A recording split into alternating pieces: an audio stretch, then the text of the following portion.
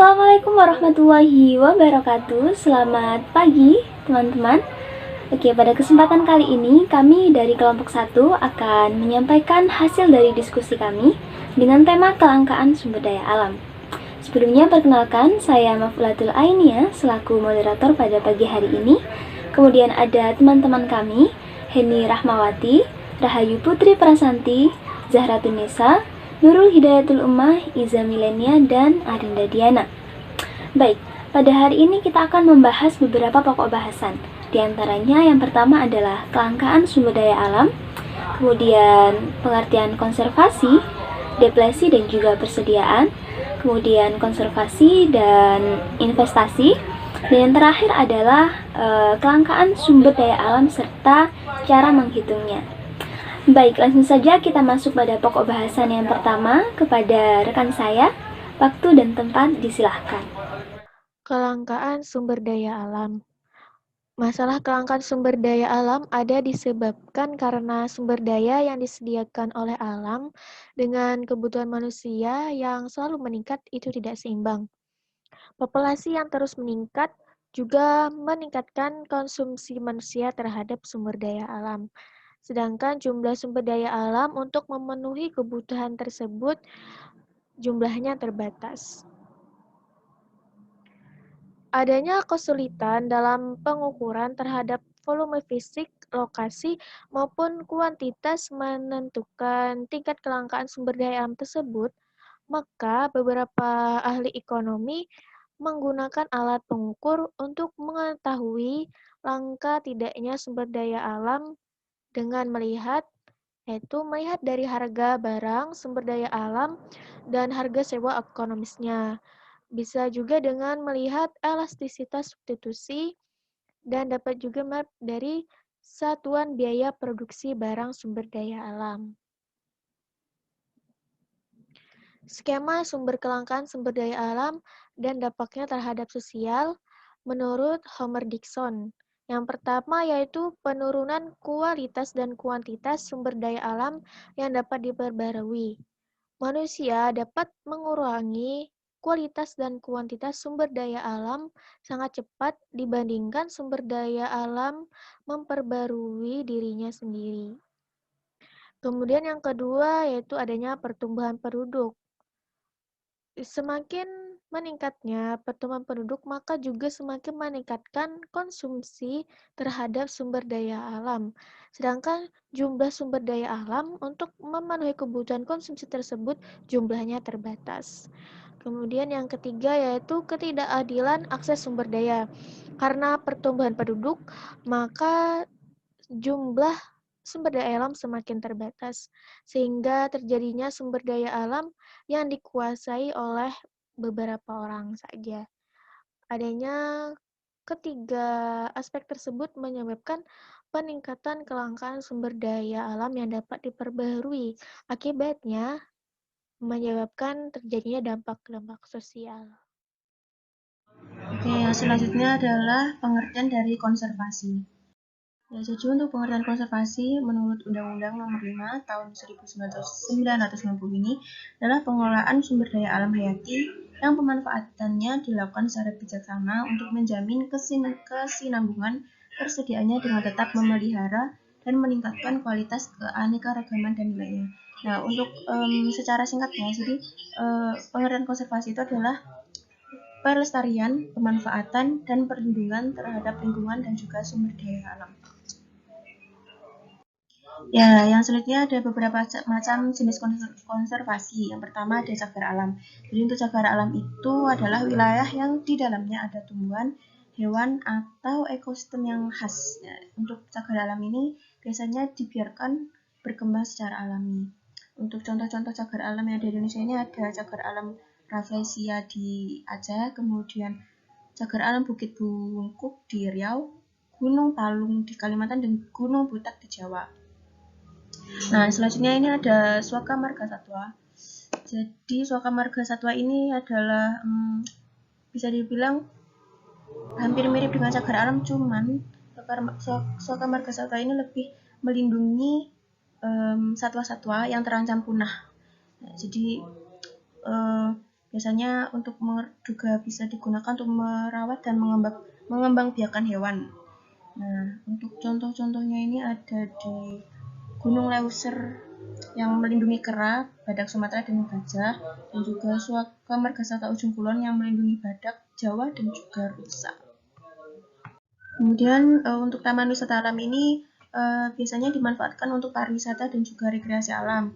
Ada di biasanya Danau Toba di Sumatera Utara dan juga Tanah Laut Bunaken yang ada di Sulawesi Utara. Di sini saya akan menjelaskan tentang pengertian deplisi dan persediaan. Yang pertama yaitu deplisi, yang berasal dari kata depletion, yaitu suatu cara pengambilan sumber daya alam secara besar-besaran.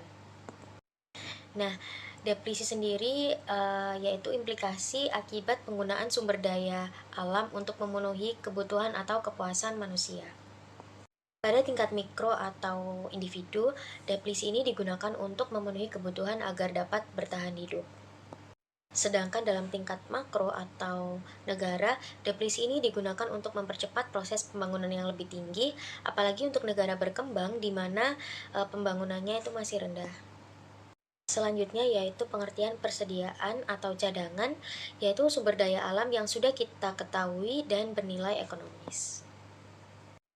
Sebagai akibat kebutuhan informasi mengenai kondisi pasar dan teknologi baru, cadangan akan meningkat apabila ada penemuan baru, peningkatan cadangan yang telah terbukti, dan revisi akibat kebutuhan informasi mengenai kondisi pasar dan teknologi baru. Konservasi merupakan sebuah upaya yang dilakukan manusia untuk melindungi ataupun memelihara sumber daya alam agar tidak mengalami kerusakan maupun kepunahan, sehingga sumber daya alam tersebut masih bisa digunakan manusia dalam jangka waktu ke depannya. Nah, untuk konservasi itu sendiri bisa dilakukan dengan cara mendaur ulang atau memanfaatkan kembali sumber daya alam yang masih bisa digunakan. Selanjutnya, bisa dengan memanfaatkan sumber daya alam secara efektif dan efisien yang disesuaikan dengan kebutuhan manusia. Sehingga dengan cara-cara tersebut, sumber daya alam bisa tetap lestari dan tidak cepat habis ataupun mengalami kepunahan. Baik, terima kasih. Kita lanjutkan ke investasi. Nah, jika sebelumnya telah dibahas bahwa konservasi dan deplesi berkaitan dengan perubahan fisik dalam distribusi waktu tingkat penggunaan sumber daya alam, lain lagi dengan investasi. Nah, investasi di sini berkaitan dengan perubahan nilai barang modal, baik itu perseorangan, perusahaan, ataupun masyarakat secara keseluruhan. Akibat apa? Akibat perubahan dari tingkat pendapatan maupun tingkat konsumsi yang bersangkutan. Nah, bagaimana pengaruhnya terhadap sumber daya alam? Nah, jika harga suatu barang sumber daya alam ini mengalami penurunan, maka akan terjadi disinvestasi. Yang selanjutnya justru akan terjadi konservasi dalam rencana pemanfaatan sumber daya alam.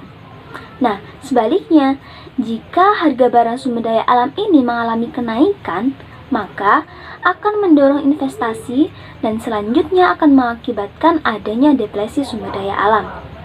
Nah, sampai sini dapat dipahami ya? Oke, saya kasih contoh. Misal, harga suatu komoditas, sebut saja itu batu bara ya, mengalami penurunan, maka orang-orang tidak akan tertarik untuk berinvestasi di sana.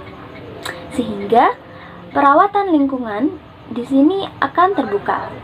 Sebaliknya, jika harga komoditas ini mengalami kenaikan, maka orang-orang di sini akan berlomba-lomba untuk berinvestasi di sana. Nah, sehingga apa? Kerusakan lingkungan di sini tidak akan terhindarkan. Seperti itu ya. Baik, selanjutnya akan dilanjutkan oleh rekan saya. Materi selanjutnya yaitu kelangkaan sumber daya. Apa itu kelangkaan? Kelangkaan merupakan keadaan di mana masyarakat tidak dapat memperoleh dan menikmati semua barang yang mereka butuhkan atau inginkan. Hal ini terjadi ketika di satu pihak memiliki kebutuhan yang tidak terbatas, sedangkan di lain pihak sumber daya atau faktor produksinya terbatas, sehingga terjadilah kelangkaan. Selanjutnya yaitu tentang sumber daya. Menurut Grima dan Berkes 1999 mendefinisikan bahwa sumber daya merupakan aset untuk pemenuhan kepuasan dan utilitas manusia. Jadi dapat dikatakan bahwa sumber daya merupakan suatu komponen yang memiliki potensi untuk memenuhi kebutuhan manusia. Lalu untuk macam sumber daya ekonomi atau faktor produksi, yaitu yang pertama ada alam berupa diperbarui dan tidak dapat diperbarui, kedua manusia berupa keahlian, keterampilan, dan pengetahuan, 3. Modal berupa peralatan, mesin, dan uang. Selanjutnya yaitu ada sumber daya alam dan sumber daya modal. Yang pertama yaitu sumber daya alam. Sumber daya alam dapat dibedakan menjadi dua, yaitu diperbarui seperti hewan, air, udara, dan tidak dapat diperbarui seperti minyak tanah, bensin, dan sebagainya. SDA akan mengalami kelangkaan, khususnya SDA yang tidak dapat diperbarui. Apabila SDA tersebut terus-menerus dieksploitasi oleh manusia tanpa memperhatikan dampak jangka panjangnya, maka SDA tersebut akan habis dan tidak ada lagi cadangannya. Contoh kelangkaan yang pernah terjadi yaitu kelangkaan minyak tanah. Dahulu banyak orang memakai minyak tanah untuk kegiatan produksi. Seiring berjalannya waktu, stok minyak tanah menipis hingga terjadi kelangkaan. Yang kedua yaitu sumber daya modal. Sumber daya ini tidak terbatas hanya uang, namun dapat berupa mesin, peralatan, dan bangunan. Jadi, modal merupakan segala sesuatu yang sudah dipersiapkan yang digunakan untuk memproduksi barang dan jasa. Sumber daya modal juga bisa mengalami kelangkaan. Contoh kelangkaan yang pernah terjadi yaitu banyaknya perusahaan yang gulung tikar karena kekurangan modal. Jadi, kelangkaan modal bukan karena modalnya yang sedikit, tetapi karena ketidakseimbangan antara kebutuhan modal dengan jumlah modal yang tersedia. Selanjutnya yaitu ada sumber daya manusia. Dalam menghadapi era saat ini, diperlukan sumber daya manusia yang berkualitas untuk menghadapi daya saing yang tinggi. Tenaga kerja merupakan semua orang yang bersedia dan sanggup bekerja dengan tujuan memenuhi kebutuhan hidupnya. Contoh kelangkaannya yaitu dilihat dari data BPS, mengatakan bahwa banyaknya tenaga kerja yang menganggur di desa maupun di perkotaan. Hal ini terjadi karena kualitas SDM dalam keterampilan dan keahlian yang dimiliki kurang, serta tidak sesuai dengan yang dibutuhkan oleh suatu perusahaan, sehingga terjadilah kelangkaan. Alat ukur kelangkaan sumber daya alam yang pertama adalah biaya produksi. Barnard dan Morse tahun 1963 membuat hipotesis tentang kelangkaan sumber daya alam, yaitu bahwa sumber daya alam akan semakin langka apabila yang pertama, biaya real unit output meningkat terus selama periode pengambilan atau ekstraksi. Yang kedua, biaya produksi komoditi yang diambil relatif lebih tinggi daripada biaya produksi komoditi lain. Dan yang ketiga, harga komoditi yang diambil relatif lebih tinggi daripada harga komoditi lain. Alat ukur kelangkaan yang kedua adalah harga barang sumber daya alam. Kelangkaan sumber daya alam dapat dilihat dari harga barang sumber daya alam yang semakin meningkat, maupun dilihat dari royalti atau rent. Rent adalah harga bayangan suatu unit barang sumber daya yang ada dalam cadangan atau stok. Berdasarkan data statistik harga barang sumber daya alam non-minyak dari tahun 1969 sampai 1979, diketahui bahwa harga cenderung menurun untuk barang-barang ekstraktif atau mineral. Dari data tersebut, kita bisa menyimpulkan bahwa kelangkaan tidak akan terjadi. Alat ukur kelangkaan sumber daya alam yang ketiga adalah nilai sewa dari sumber daya alam atau economic rent. Nilai sewa atau economic rent merupakan alat pengukur sumber daya alam yang melihat nilai satu satuan sumber daya alam yang ada di bumi. Nilai sewa sumber daya alam umumnya semakin meningkat dalam beberapa puluh tahun terakhir ini, tetapi biaya produksi dan harga barang justru menurun. Nilai sewa dapat menggambarkan kelangkaan sumber daya alam dengan lebih tepat dibandingkan dengan dua alat ukur lainnya, yaitu biaya produksi dan harga barang sumber daya alam.